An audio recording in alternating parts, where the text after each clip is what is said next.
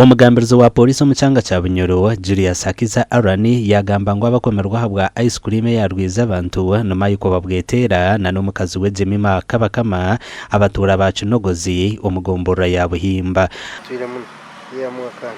Hakiza nagira ngo aba babihiro mu town ya Kinubi omur division ya Hoyuma East mu rurembo rwa Hoyuma nukwe kutwarwa mu nkomo ya Kikobe.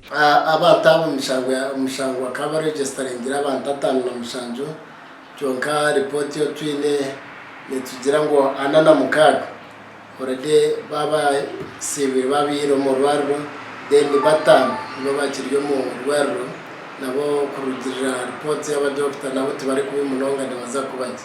Hakiza yashobora ngo bategerize birije oberukurwo mu kucebera ice cream ibaguriza abantu hano iri nukwe bakatwarwa mu koti. So ikintu tuza kurugira nanga bizaratse ziratugambe abadoktor batkozerwa batwara samples bamara kwexamininga bakagira ngo it's true ice cream magic irimo butwaninga irimo cases ki tekwa tubajunane mu mvuga z'amateka.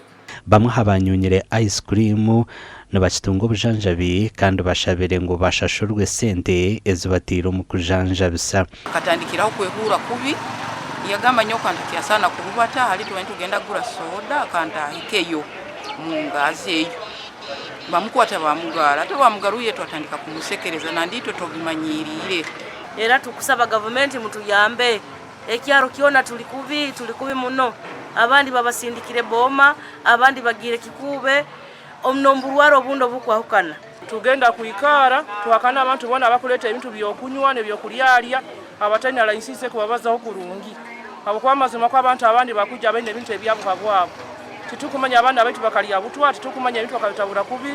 Amakuru agagasha kwa Ambrose Nwagaba Katoto.